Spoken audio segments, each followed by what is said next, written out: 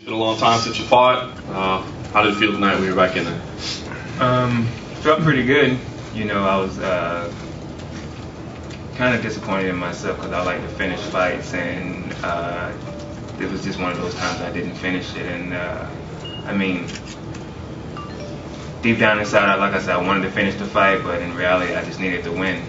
You know, after being out for a year and some change, you know, I just needed to get back in the groove of things and just get the win. I didn't really need to go for a knockout or a submission, and I'm not really a submission guy, but I tried some stuff tonight. You talk about the importance of a win. Obviously, you kind of had to break your promise. I mean, you guys were both saying, look, neither one of us is going to shoot. I'm not taking this thing down regardless, and you had to do that. Was that the plan all along? Were you kind of playing with everybody going into this, or did you kind of change as things went on? I mean, I knew I could bang with him. No, that was no problem. I knew I could do that, but I knew his weakness was his wrestling, and I know that's one of my strengths. So I just took it, took it to my advantage and used it. And all week long, the talk was about your weight. It's always about your weight. Can you talk maybe about how was your cut this time compared to previous cuts, and what the final days were like? Oh, it was hell. Like always. I was about to beat up my trainer a couple of times because he wouldn't let me out of the sauna, but I'm glad that he kept me in there and we got the job done. It was hell, I ain't gonna lie. And tonight, you got booed throughout the course of the fight. You got booed as you're standing there raising your hand. You came to the weigh-ins yesterday with a sweatshirt on, referencing the haters. Is that you kind of embracing the role of villain, or are you happy to do that? No. I mean, from the start of this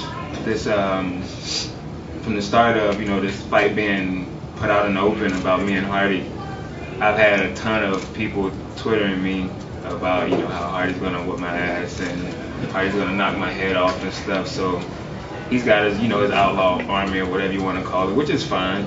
But I wore that for those people, you know what I mean, and that's fine. They can hate, but I guarantee you right now they're twittering me, telling me good job.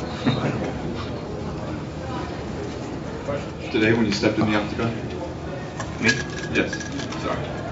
About 190, 195. I mean, you rocked him with a head kick early on, and you said, you felt like you could bang with him. I mean, after having that early success, was there any thought that, obviously you wanted to make sure you got the win, but was there any thought that, hey, let's bring him back up to the feet and try that again? Not really. I was just going for what I saw that was open. And I saw a couple of punches open and stuff like that, but once again, I knew where his weakness was, and that was the ground. So I used it to my advantage again, you know what I mean? I kept taking him down, and he tried submissions and stuff like that, but when I'm on top, I'm pretty hard to submit or sweep and stuff like that. Were you surprised he was able to withstand the arm triangle? Excuse me? Were you surprised he was able to withstand the arm triangle choke? Yeah. I mean, I had him in the one submission, heading on, and he almost tapped. I think he almost tapped, but it's hard to tap Dan Hardy. The guy is a beast. I have so much love and respect for him. I thought I was going to be the first guy to tap him in UFC, but that didn't happen. Yeah. And what did you have to cut this week when you got here? I think I was 186 whenever I got here. And you got here, what, Tuesday? What day did you get in? Tuesday. Tuesday, okay. After being out for so long, you obviously had a long time to sit and look at the welterweight division. Is there anybody at this point coming off this win that you would prefer to fight next? The welterweight division is so stacked that if you call out one person, you got to call everybody out. And there's only one person that I really hate. Who's that? John Howard. But he got beat up by Thiago, so he ain't ready for me yet. So we'll see. Whoever they give me, I guess I just have to be ready for it. What if they did say Howard, even if he's coming off the road? That's fine. I'll beat him up. Why do you hate him? He's a pussy.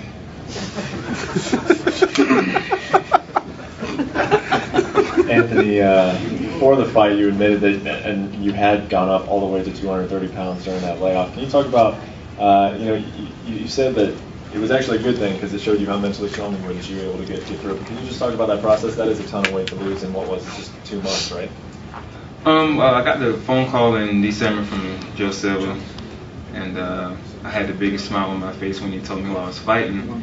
And after he told me who I was fighting, I thought about the weight I had to cut. I kind of had a frown on my face.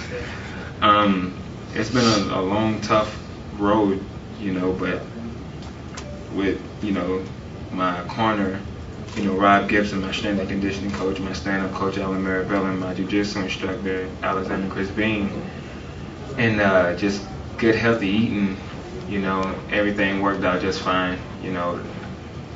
The weight cut was fine. I wrestled, so it's like natural to lose weight. I don't feel healthy until I actually lose weight, like really good. And I wasn't hurting until like the last 6 pounds. You know, I got down to 176, and then it seemed like my body was just like, okay, I'm not gonna move anymore. But my coaches and stuff, they put me in a sauna and made me lose it. Like I said, I threatened my coach a couple of times. If he didn't let me out of the sauna, I was gonna whoop his ass. But I'm glad that he didn't. You know, I'm glad they stuck by me. Because if it wasn't for them, I wouldn't have made weight. Well, I apologize if I ever bring up maybe a bad time on this good night, but what's changed between the times where you did miss weight, like in Los Angeles? I mean, what are you doing differently, and are you pretty confident that the problems are in the past, you've had a new nutritionist, and that you're good? I just leave the past in the past, you know what I mean? I don't look at the past, I keep trying to look toward the future. I'm in a different life now, you know what I mean? I'm not that same person as far as, you know, hard-headed and want to do my own thing and just, you know, worry about me. I don't do that now. I actually listen, and I found out that you can get a long way in life when you start listening to people and get back in the gym as soon as I can. I don't want to miss a beat. Whenever you have a long way off, a lot of things go through your head. You don't know if you want to do this anymore. You don't know if you're up for it, if it's worth it. But at the end of the day, when you really put your heart and soul into it, yourself, and then you see the people that support you, it's really worth it. It's worth it all the way. The interest in a possible rematch with Koscheck down the line, avenging that loss? Hell yeah. Down the line, when they're ready for me.